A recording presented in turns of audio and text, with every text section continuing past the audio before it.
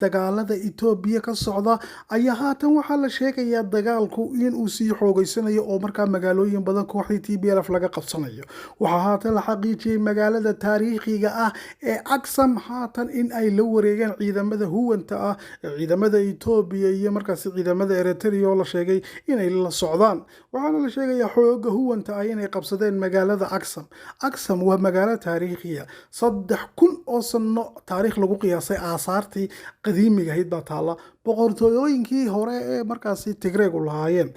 moogtahay taariikhaan marka laga aad bay u taariikh fog yihiin xitaa waxa la nimankii kabcada soo weeraray taariikhdooda aad bay u fogtahay marka runta la sheego marka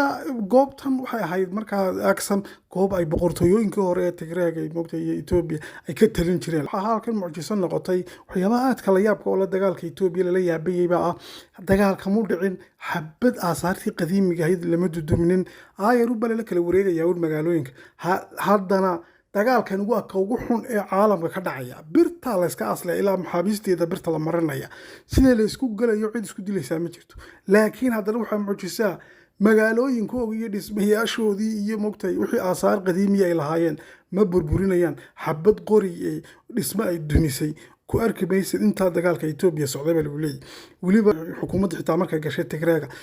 Tigreegna kuma dagaalamayaan magaalooyinka duleedkooda lagu dagaalamaya waa lagu soo kala baxaya halka aayar u balas dhaafaya bal leeyahay wala la kala wareegaya magaalooyinka sida xitaa xamaarada markay Tigreeg soo galeen saasun bay ahayd bal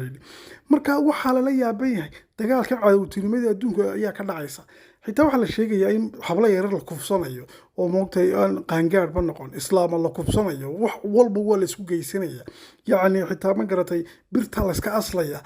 waxa ay sheegaysaa imika wakaalada wararka AP in markaa magaalada Shire habla yar oo qaangaadin lagu kufsaday dad badan moogtay oo waagiyay xitaa lagu kufsaday cagta la ismariyay oo shicib badan la waxyeeleeyay WFP-na waxay leedahay qamadi iyo moogtay cuntadii loogu talagalay dadka tabaalaysan baa la dhacay cuntada iska badaayeed waxa lagu leeyahay dagaalka haatan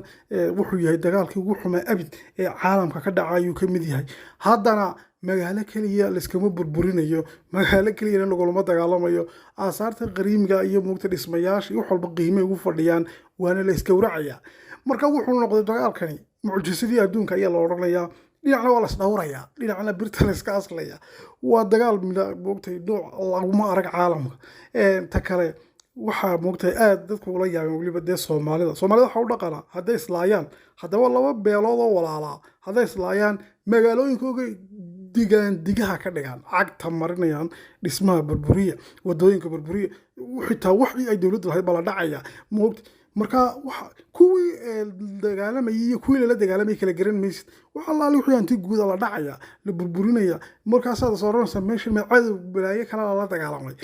يعني حقا marka leega runtii waa la isku qiraa bal dadkan ka warar birta iska aslayaan haddana magaalooyinkooda iyo dhismayaashoodii xitaa xafiisyada qalinka sidii buu yaalaa waa laga dul qaadaya oo qolada bal wareegayso haddana qabsanayso aad bay marka caalamku haatan oo la yaabay runta magala sheego dagaalka Itoobiya ka socda waa mucjiso si kasta ha ahaatee waxa la sheegay magaalada Aksum haatan TPLF oo laga saaray dagaalka ugu xooggan ee ugu qaraadhayna waxa ka socda hadda magaalada